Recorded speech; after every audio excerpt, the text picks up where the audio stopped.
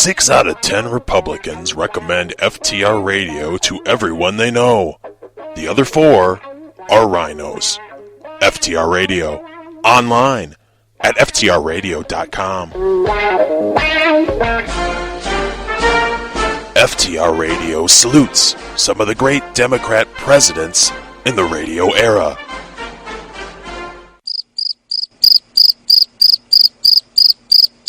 FTR Radio.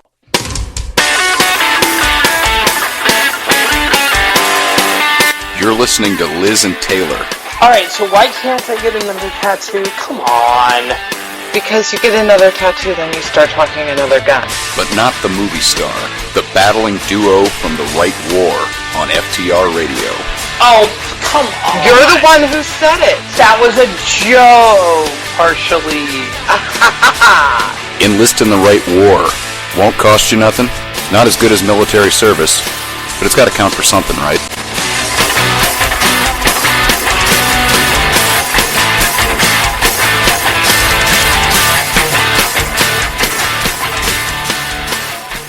Good evening, folks. You're listening to FTR Radio. I'm Liz Harrison. This is The Right War.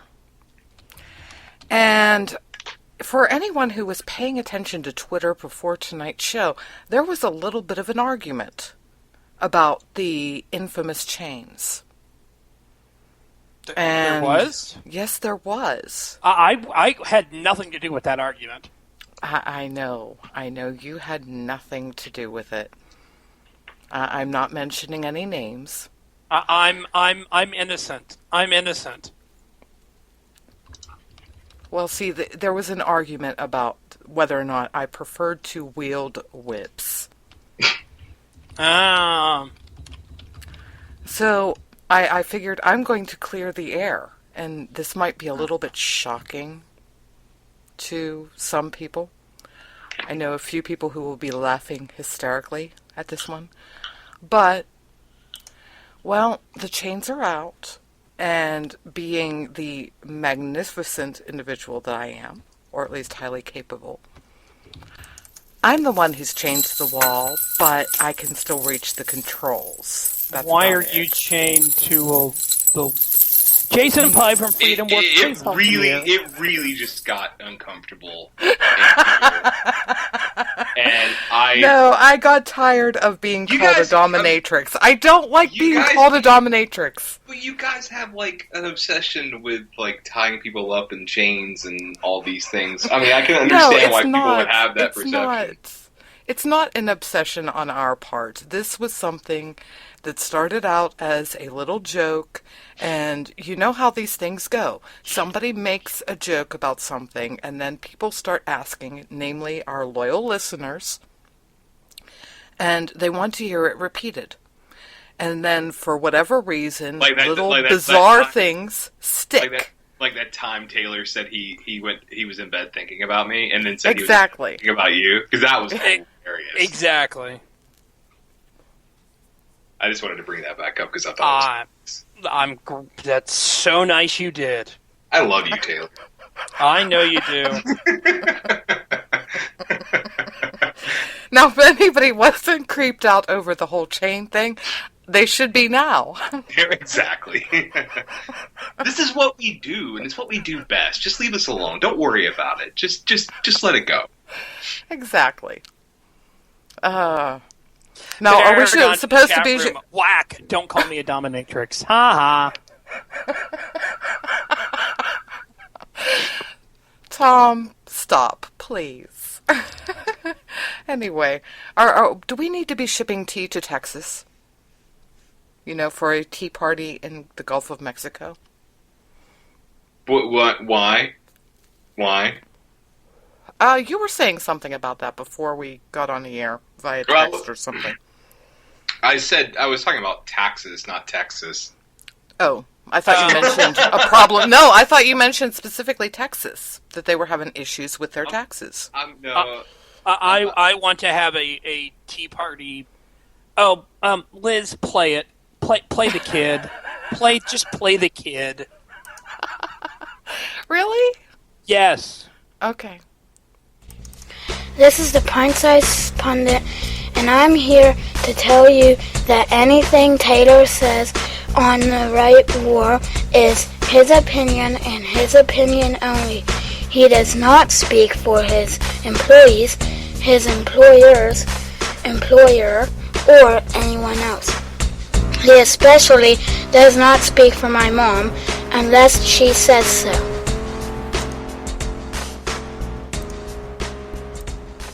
Okay, the kid has spoken. Fun story. I've never actually heard that before, though. I've heard it referenced like 100 times. Now you at least got to hear part of it. Yeah, I'm looking. By the way, Liz, I'm looking back at our text message exchange earlier, and I said I've been writing about the gas tax some. I have an op-ed waiting to be published slamming Republicans on taxes. Oh, I thought that you said something about Texas. You know what? No, you started drinking early tonight, didn't you? No, I didn't. You know what? I have been having a really bizarre week.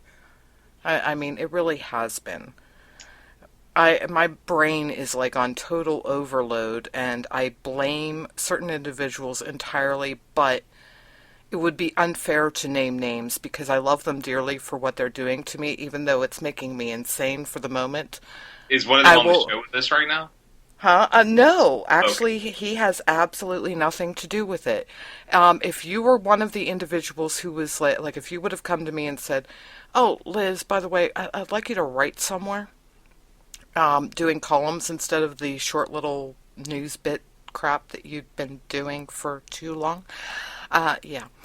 Anyway. Speaking of people driving you crazy, my stepbrother on Twitter just responded that he supports shipping me to Texas.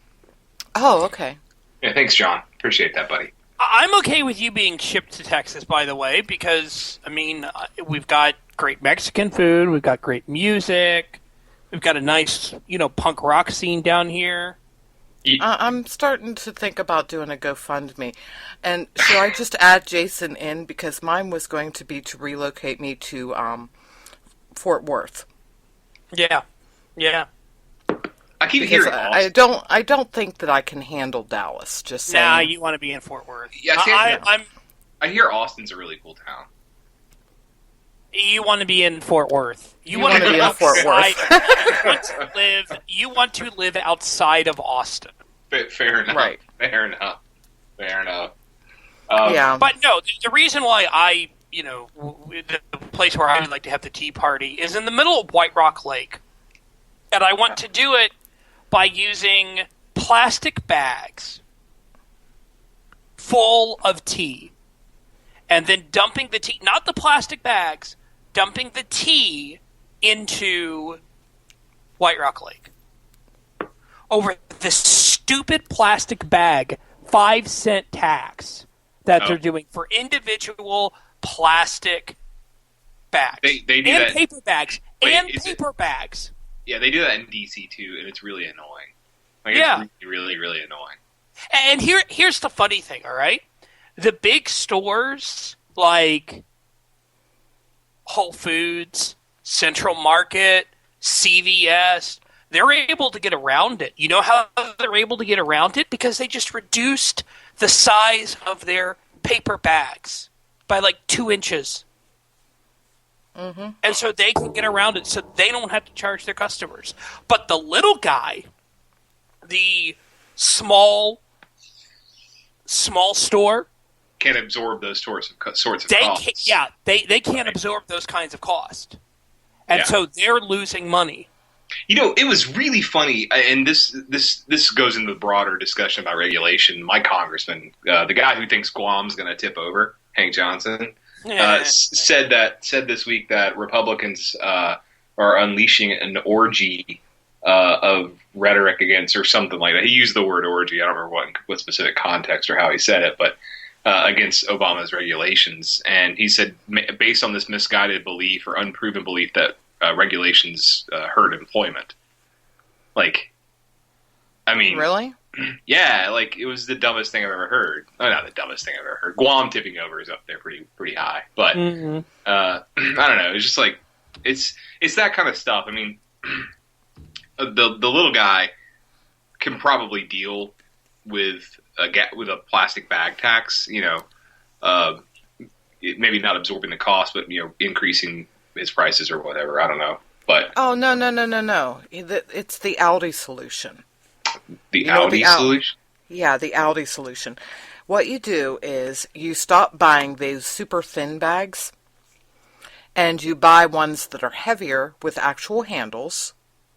I know Oh, they're yeah. more expensive, but you're able to charge the customer significantly more than the tax for it because it is, quote, reusable. And Right. it's environmentally friendly because it's reusable. People will buy them periodically as they need them. They may bring bags from other places. Like, let them do that, of course.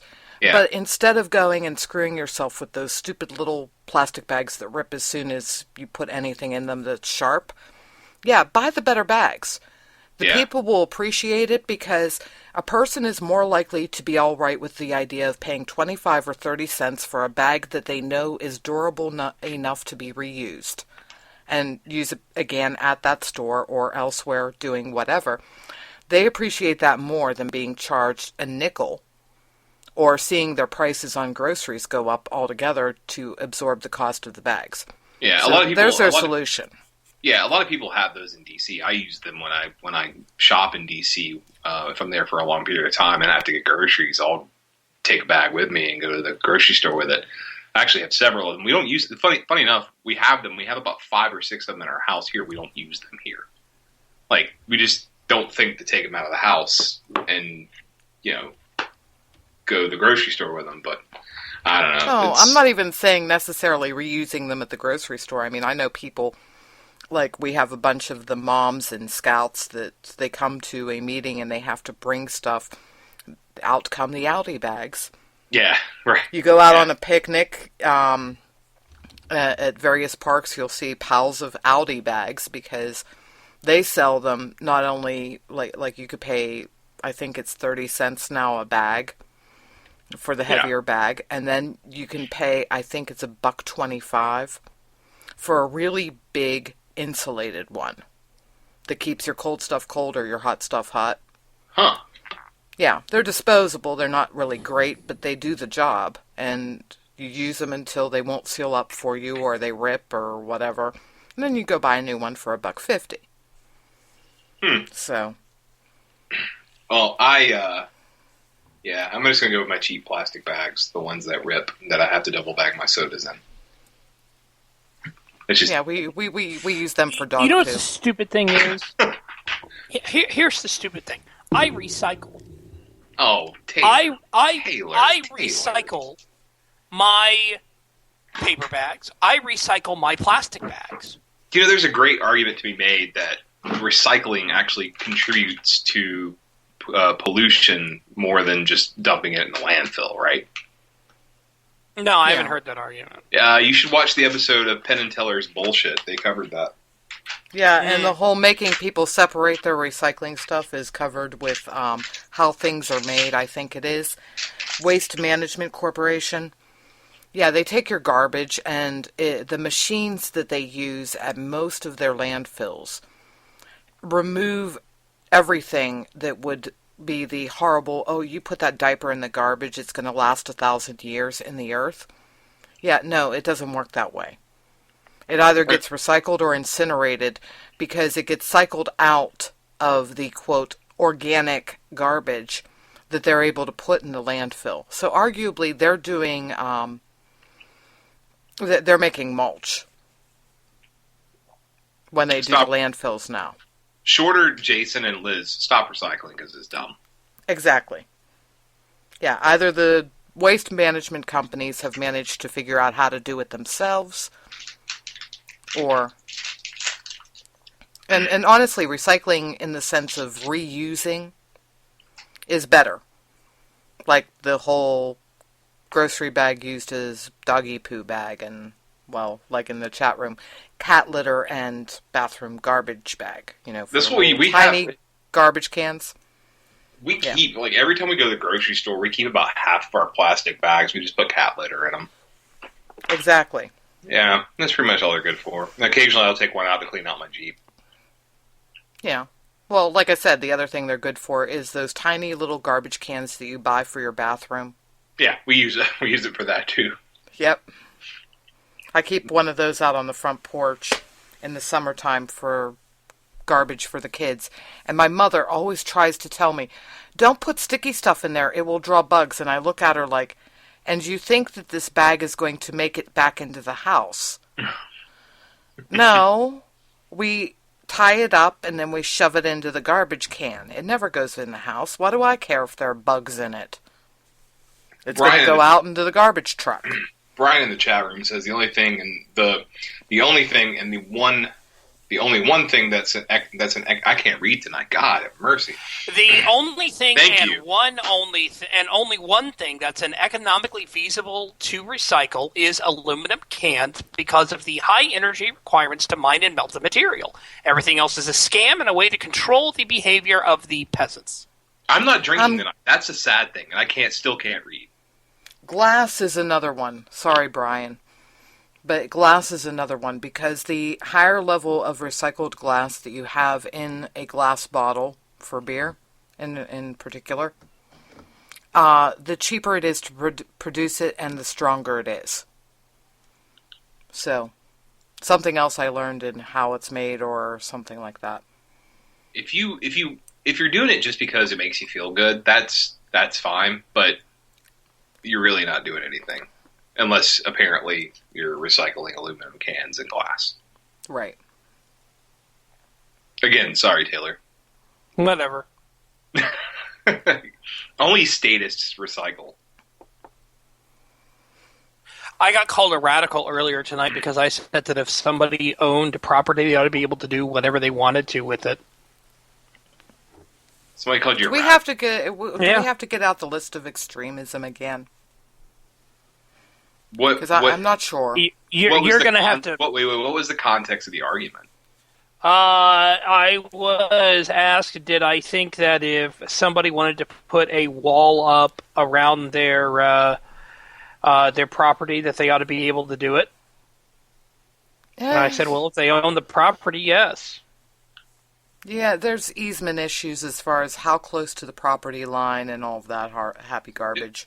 There was a girl I was dating years ago, and one of her neighbors had like some sort of, I don't know, like junkyard, and there was they called county officials out because apparently it was leaking into other people's like property. That's where I would draw the line. Yeah, if it's leaking into somebody else's property, obviously. Right. Well, I mean, let's just clarify. Yeah, and if you would need to be directly on the property line or even going an inch over to make your wall architecturally feasible, make it safe or leave enough room for people to move around your house because your house is near the property line, then you got issues. You know who else put walls around their house? Hitler. Yeah. Hey, I used to date a guy. I went to senior prom with someone that had a wall around his house. Barragon in the chat room. Pi dated a girl. Well, I'm married. Pi's married. Dick. Hey. Yeah, Tom, it's better if you say that about me. Yeah, really. Oh, my stepbrother's in the chat room. Hi, John. Dick. I could tell Jason's in a really good mood, and this is him without alcohol. Mm. Oh dear. Does it get worse with liquor? Oh God, yeah. Oh my. Yeah, it's just been an incredibly snarky, weird week, and Deneen Borelli tweeted at me earlier that it was almost Friday, and I was like, I know, I've just been writing and talking a lot this week, so, and like today, because I don't know if you guys saw Ala Pundit's post yesterday about Rand Paul and judicial activism, I buried myself in a couple of books I own about, and reading up on the Lochner case, which, if you like talking about the right to contract and economic liberty, it's a lot of fun.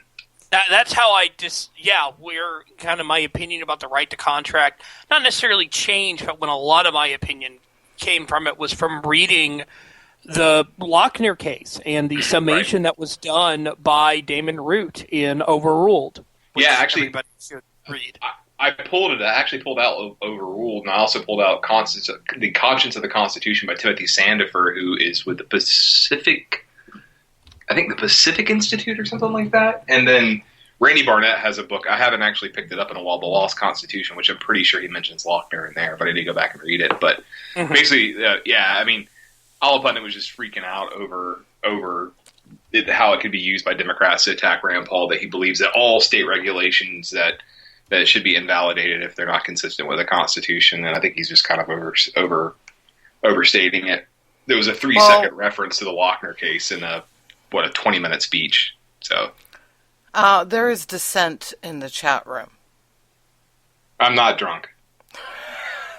I'm not drunk. I really am not drunk. John has actually. There's actually a really funny story, and if I could, John has seen me drunk. We were actually on a family cruise. My mom and stepdad paid for us to go. The whole family, him, me, sisters, stepsister, nieces, to go to the Bahamas. It was a weekend trip. I can't remember if it was early week or weekend. It's been a few years ago. And at this point, I had been dieting for like 11 months. I hadn't had a drink in 11 months. And I said, you know what? I'm going to get hammered this weekend. And sat down to dinner completely drunk. One of the few things I remember from that night is looking over at John and going, hey, can you order for me? He's like, why? I was like, because I'm slurring my words really bad. He's like, you're doing fine. You're not coming across that drunk at all. And I ended up crashing right after dinner and going to bed because I thought I was going to throw up in front of everybody. It was hilarious. Good times. Yeah, alcohol and seafaring. I'm not sure I could handle it. Hell, I have to take Dramamine just to be in the car for a significant amount of time. I try to sleep when I'm in a car for a significant amount of time, assuming I'm not driving, obviously. Right. I hate long road trips. I try to fly if I have to go somewhere. So, right. Like road trips, even a 3.5-hour trip to Savannah is like the worst, which is, on the Georgia coast. It's just terrible. Theoretically, I end up getting into a situation where I would have to fly on a regular basis. I think I have to go get surgery, so that sort of sucks. Tubes, ears, yuck. Ooh, really? Yeah, really. We who decided to blow out an eardrum previously, and we who ended up losing our hearing because the ears wouldn't pop after flying, and that lasted for 3 days, and it was actually painful, not just not being able to hear. Yeah, it's probably a good idea to get tubes. That sounds miserable. It's not that bad. It used to be worse. When my mother had to get them, it was pretty bad. But now, I'd have to go to the hospital technically, but it wouldn't actually be in the hospital. It's one of those. There's a medical office building attached to the specialist hospital. So, yeah, it's go in, get them popped in. I could actually get both at one time, unlike what they used to do, where they'd only give you one. Be groggy for maybe 36 hours afterwards, and then good to go. There's no real pain involved until you get close to the point where they're going to come out, and then it feels like you've got an earache, and then all of a sudden, pop, you gotta get it and put it back in again. Yeah, my mom felt her ear itching one day, and she went and stuck her finger up to her ear, and she heard a noise of something falling on the floor, and it was the tube. It's like, oh, that's cool. That sounds awful. What was awful was when I blew out the eardrum, but hey. Oh, God. Yeah. I think I'm permanently deaf, or not permanently deaf, going deaf.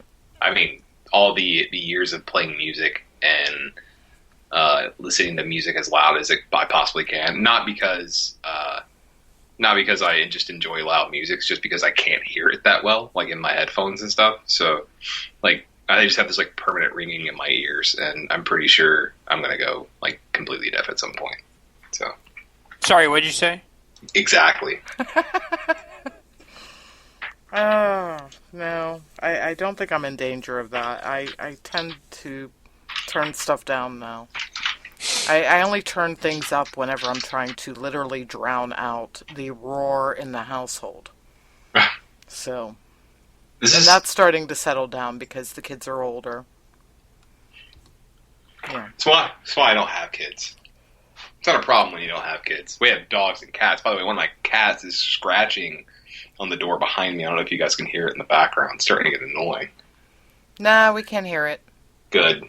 Because it's annoying. I think one cat is sleeping on the sofa. I'm assuming the other one is hiding somewhere else. The dog's been trying to get into bedrooms upstairs. I don't know if she won the battle. She probably did. Somebody was a pushover and let her in. But, we're heading down on the bottom of the hour, so we may as well take our break. Unfortunately, we don't see Becca around. See, I told her. Okay. I told her. Pint-Sized Pundit is actually talking about politics today, I believe. I sort of kind of listened to it beforehand, but not really because he had sound issues towards the end, namely the dog. So, we'll be right back, folks. After this, you get to hear the Pint-Sized Pundit.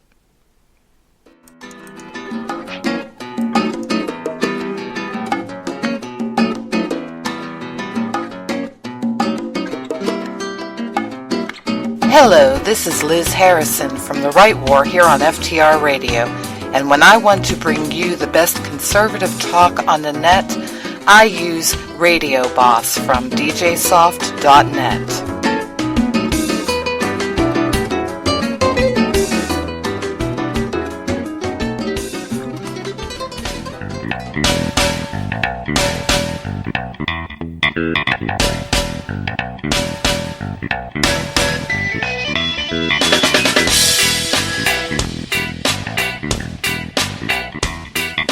It's time for the Pint-Sized Pundit.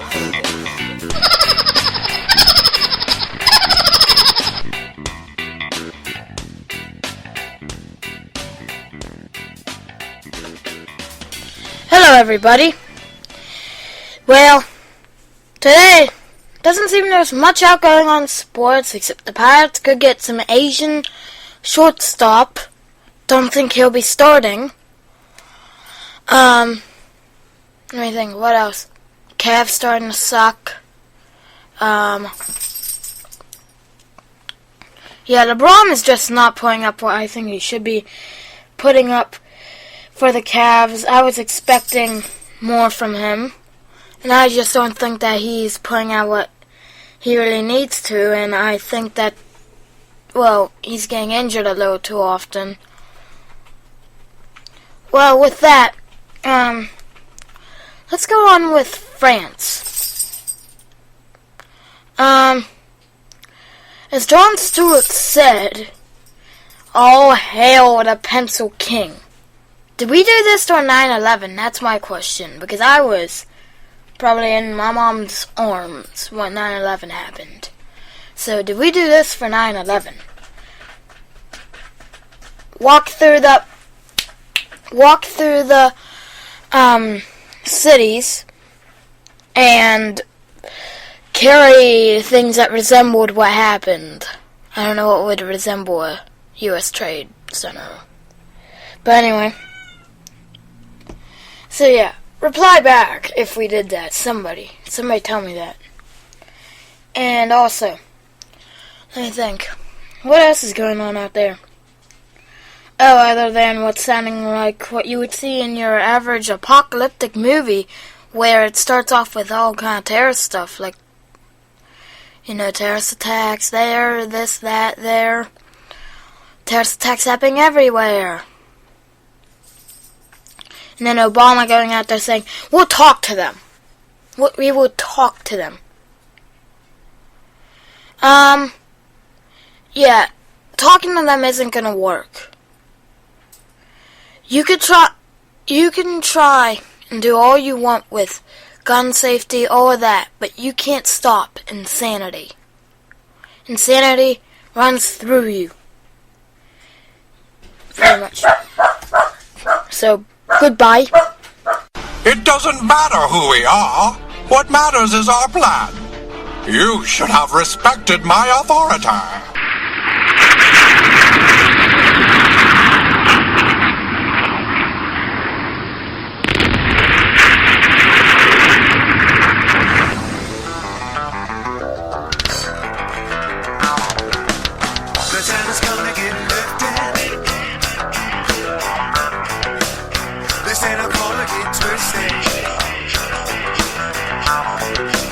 Hey, this is Alfonso Rachel with 20 Pound Sledge and PJTV Zone Nation, and you're listening to FTR.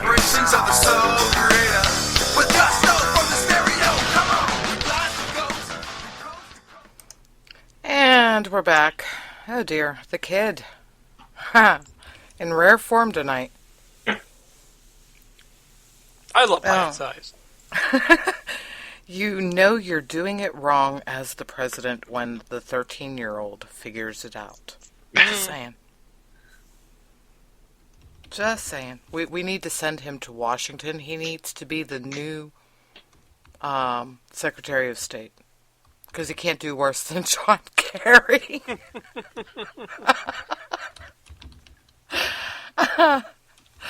Oh, my. How old is he? 13. 13. 5 years he could run for office in Georgia if he moved here. That's true. Possibly. They're talking about lowering the age for like a state house member. So yeah. Well, Good I was times. loving it in West Virginia that they had a girl who made it into office but could not vote for herself. Yeah. No. Yeah. She was like a Republican, like college student who, 18 years old, knocked off an incumbent. Yep. Like wasn't an incumbent Democrat, I think, too. So yeah. Yeah, I know. That actually, the bill in Georgia was inspired by her. It's oddly enough, it's being pushed. One of the people behind it in Georgia is a 12-year-old kid. Like, no, I'm not kidding. This kid, he's a 12-year-old. He's a middle school kid. He is he's a black Republican, middle school kid. Got his picture made with the governor and all this stuff, and like he's pushing this bill. It's like maybe the only good thing to come out of the legislature here in Georgia this session, but because much like their national counterparts, they're talking about raising taxes here in Georgia. So, well, fun everybody, times. I think everybody by now knows that I have this particular desire to see poll testing resurrected for the purpose of stopping people who have no bloody clue what they're voting for from casting a ballot. I think I might have latched on to the solution on how to do that. How? Okay. Before going and saying that individuals over the age of 18 and older, must take the poll test, I think we need to introduce legislation somewhere that permits individuals under the age of 18 to vote if they could pass a poll test.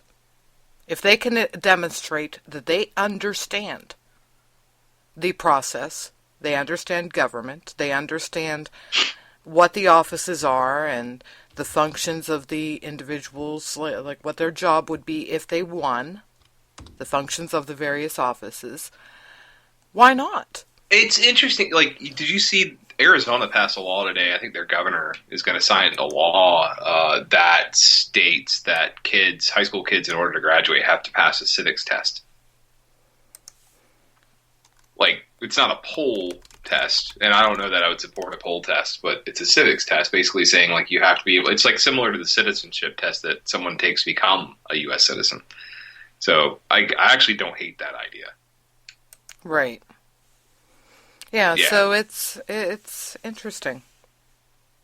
Yeah, I mean, I don't know. I mean, I think that if you're going to graduate from high school, you're old enough to vote, you should be able to demonstrate some sort of, like, working knowledge of how the federal government works or what, like, you know, what different amendments mean and so on. I mean, how many justices we have on the Supreme Court, who your elected representatives are is I mean, yeah, just to prove you're not an idiot.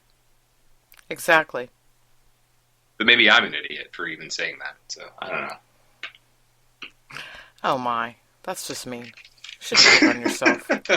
I above anybody else have the right to pick on my. I can't talk tonight. God have mercy. To pick on myself, and again, I'm not drinking, and I still can't talk tonight. It's been one of those weeks. It really has. It really has. Yeah. And just think, we haven't even gotten into election season yet. I don't want to talk about that. Can we not talk about that? I just got out of one. I don't want to talk about another one. I want to have like 2 Romney for president. Oh, stop. Sweet Jesus. I'm laughing. I'm laughing at it. I'm sorry. Did you see, there was an Onion article that came out, or it was 2012, and it's like Mitt Romney scared to death of, life without running for president. Like, and here he is again, 3 years after getting his ass handed to him. He's talking about running again. I mean, yeah, good times. I just wish people would stop with the whole Romney thing. Just please. Oh God. It's not Prairie Dog, really?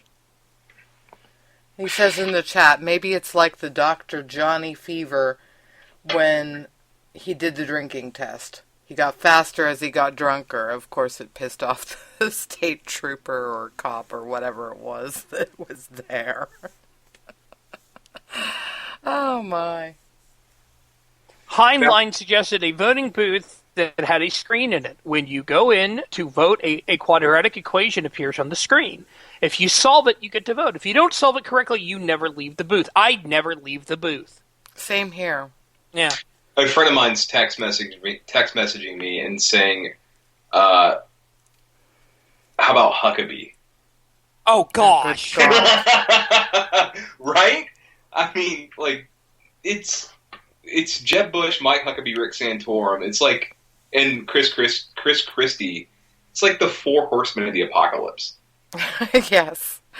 Oh, that's a little hint to anybody who's listening that can draw. I want a 4 horsemen of the apocalypse. Huckabee, Romney, Bush, and Christie. Okay. I have an odd question for you. That actually is a good idea. But I have an odd question, Liz. Uh-oh. The software that you use, Radio Boss that you use. Yeah. Or this show. Does it have hotkeys or not? I'm not sure. Okay. Yeah, this is filed under, I got this thing to work ages ago after banging my head against the wall trying to make another program work, which Tom in the chat knows very well what I'm talking about. Because I was, like, ready to jump off something very high. I managed to get this to work. I had a mutual friend of ours, actually of all 3 of us, ask me that question. Oh, okay. Yeah. So, yeah, this is filed under, I have no idea what a lot of the options are on this program because it's filed under, it works. I'm not messing with it. You know what I mean? We don't find out all the neat little tricks and toys that are available because as long as it does what I want it to do, I'm not going to play around with bells and whistles and put that in jeopardy. Prairie Dog. Sarah Jessica Parker. Oh, wait, you said horsemen, not horses. Oh. Touche, sir. That is well played. That is good. Well played. Matthew Broadwick is on line 1. Oh, God. That was great. John Kerry has kind of a horse face, too, speaking of the devil. Kind of? Kind of? Lurch? Face. Well, I still call him Lurch. Oh, and God. I still can't forgive Teresa. I really can't. She traded down. She definitely traded down. Of course, I'm referring to John Hines. Why did she have to give John Hines money to John Kerry? Really? Why not? I mean, why not? Right? Why? For his medals? Oh, good God.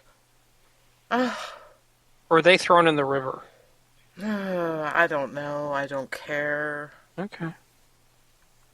Can we ask you guys a question? We spend a lot of time. We spend a lot of time as libertarians and conservatives beating up on the politicians we don't like, especially from the Democratic Party. Let me ask you a question: is there any Democrat you do like? I have an answer to this question. Actually, two answers to this question. I had one. Who? Nationally known, or at least a national politician, someone in Congress or a president. Do dead people count? Sure. Okay. Arlen Specter. No, let's Arlen. Really? Arlen Specter. Well, he used to be a Republican. No. He started out as a Democrat. Then he became switched to Republican because of one reason and one reason only. There were issues going on in Philadelphia politics at the time that made it impossible for him to run as a Democrat. So he switched parties for convenience. It wasn't an ideological shift per se. Because you're talking about Philadelphia politics here. The difference between a Democrat and Republican is usually, well, nearly nothing. There are faux Republicans out there. So, yeah, he was centrist, which basically means that he would have been accepted one way or another by both sides. And the primary reason why he gained even a modicum of respect on the Republican side was because of his unfailing devotion to veterans and the military. He did everything that he possibly could. His staff was sterling on the issue. I lost count on how many veterans, his people, over the years, assisted me in making it through the morass known as the VA system. And it wasn't just me. I was one of probably hundreds, maybe even thousands, of political operatives that had various people on his staff on speed dial for that purpose. I can't even begin to tell you how much work that man and his people did in the background to help veterans over the years, and I will always respect him for that. And no matter what anyone says as far as the politics are concerned, you can't negate it. I can't even be angry with him over the Obamacare because of what he did for so many veterans. Taylor, I really can't. Taylor, same question. After all that, I don't know if I need to give an answer at all. I'm just, I would say, even though I don't agree policy-wise, obviously, except for when it comes to NSA, Ron Wyden has impressed me on stuff. Is he my favorite? No. But he's willing to. He raised questions about the NSA. He's raised questions about the Patriot Act. There's other stuff I obviously don't agree with him on, see Obamacare, but something, I appreciate some of the stances that he's taken. Yeah, Ron Wyden is one of my two. Definitely for the very same reasons that you mentioned. And Jared Paulus would be the other one. I don't agree with him on everything, especially on That's not a bad pick. No, especially he's terrible in energy policy, but that guy has an understanding of the Polis, I think. Polis, whatever. Has an understanding of the libertarian philosophy that many Republicans and conservatives don't seem to have. I mean, and I just have I don't know, I like that. It just, a lot of I talk to my Republican, I wouldn't call them friends, colleagues out here in my hometown, and they all hate me. I think I've mentioned this before on the show. They all hate me because I'm a libertarian. Philosophically libertarian. And they think that I smoke pot all the time and, want, gays to get married and all this stuff. Of course, I want gays to get married. I don't smoke pot. But, I don't know. Just like Jared Polis just seems to understand it, have a sincere respect for it, and he's great on privacy issues. He's great on everything else. So That was. I don't know. It just seemed like we spend a lot of time as, and I respect, Liz, what you said about Arlen Specter. I don't live in Pennsylvania. I never lived in Pennsylvania, so I don't know how he was with constituent services. I trust what you say, but especially when it's in terms of veterans. But being the son of a veteran, I can respect that. But I don't know that I could. I think on the whole, Specter was pretty awful. That's just my 2 cents. On the whole, not just on one or two issues. Oh, somebody else who I think is really kooky, but I can respect his kookiness, is Dennis Kucinich. Oh dear. I think he's crazy, but I respect him. Yeah, I grew to respect him. I thought he was absolutely crazy when I first heard him talking, and then I read up a lot about the stuff he was saying, and he had a lot of great points, and I really wish people paid more attention to him. And he was an easy target, just like Ron Paul's an easy target. You know, I think certainly don't agree with everything Ron Paul says, even though I've voted for him twice. But Kucinich made a lot of really excellent points. Can we talk? Well, wait a minute. Oh, go ahead. Specter, his memoir, and the title escapes me, but it was basically about the cannibalism of the Republican Party. Cannibalism? Oh yeah, and some of these Republicans eat their own. There's no question about it. We see it every day. It happens every day on the Twitter. I keep on getting garbage about it, and I'm relatively above the fray, but I'm getting annoyed because there are some people who don't think that I am and keep on telling me about this crap, so I may eventually do one of those commentaries again where I bitched at everybody about how stupid they were on Twitter.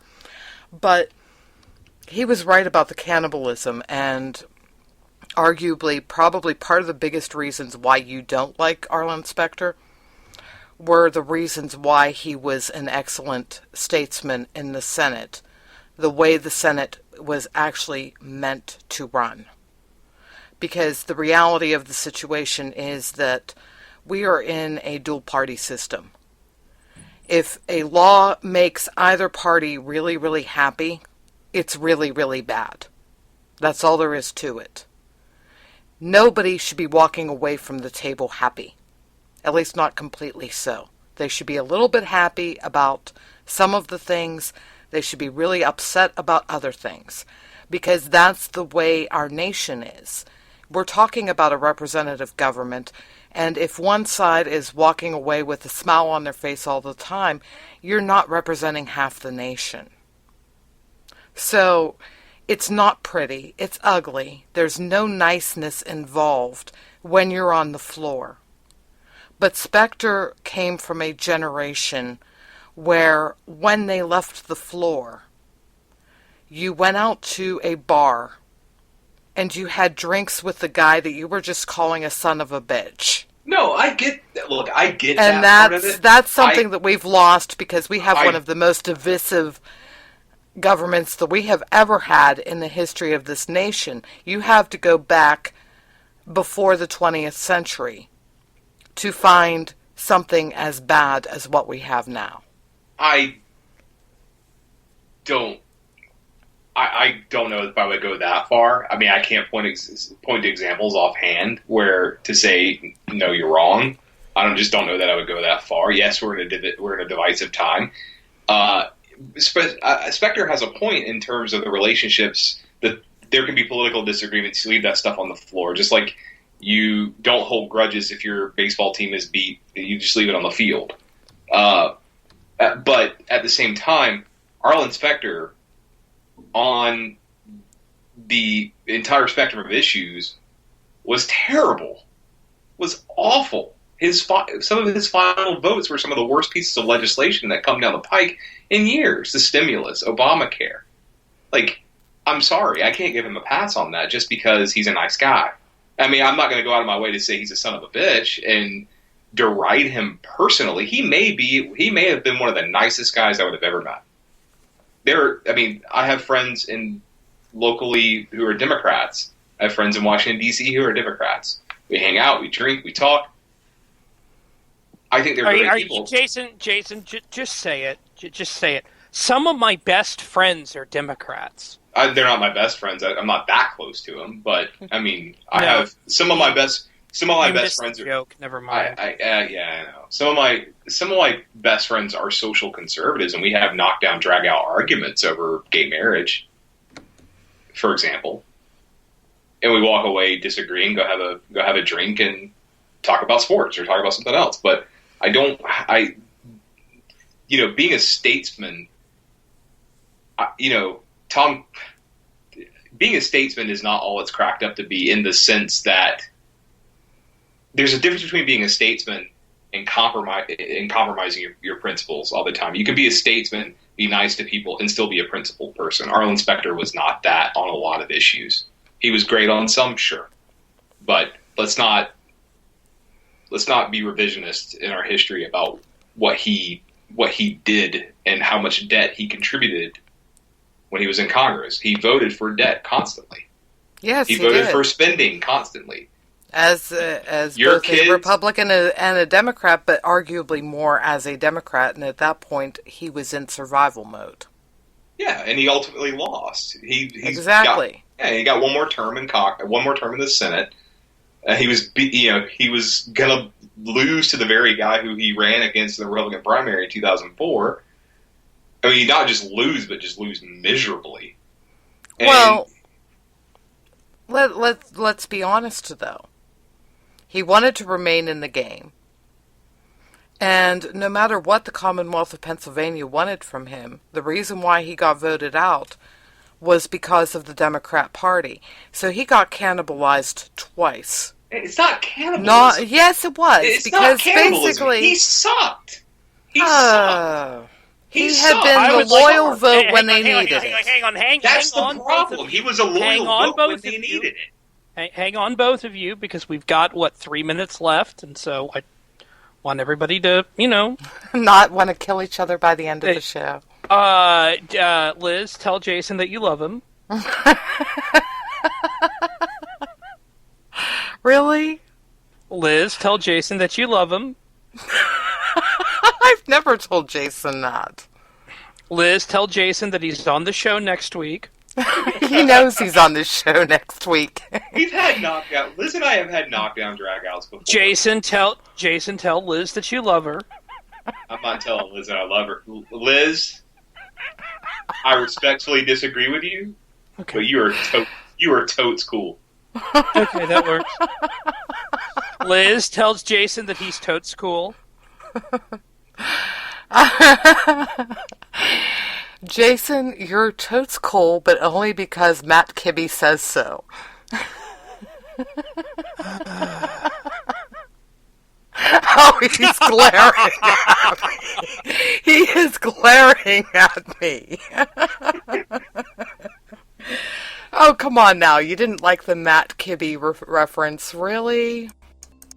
Oh, well, come on. I mean, Matt thinks I'm a nerd, so it's okay.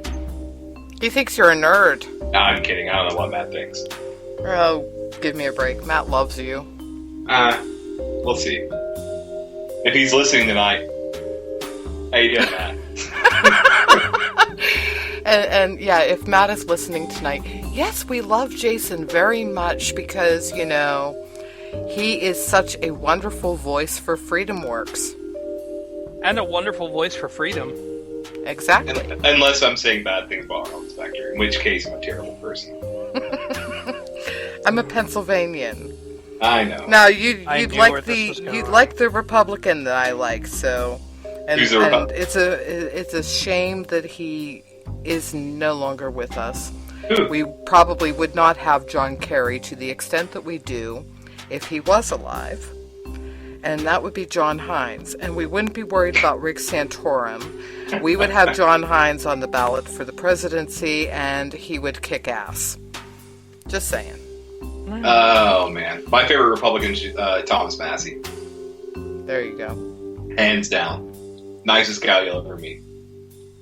I like Amash, but that's only because I haven't met either Amash or Massey, but Amash wished me happy birthday on Facebook, so... He never did that. He's never done that for me. You're actually the second person I know who said that, but he's never done that for me. Aw, I'm gonna have to say something to him about it. No, don't do it because my birthday's on Christmas, and it's just nobody wishes me happy birthday. I had lots of people do. No, you did. My own asshole stepbrother didn't wish me happy birthday. Go figure. John. Uh-oh, John's in trouble. Anyway, it is about that time, so thank you all for listening. This wonderful program will be rebroadcast, I believe, on Tuesday night at 9 p.m. Eastern on K98talk.com. So if you missed part of it or you want to re-listen again, there you go. Otherwise, we will be back next Wednesday. I have no idea who we're having as a guest. We usually don't know this until the last minute. Have a good night, folks. Blame the overnight shift for that.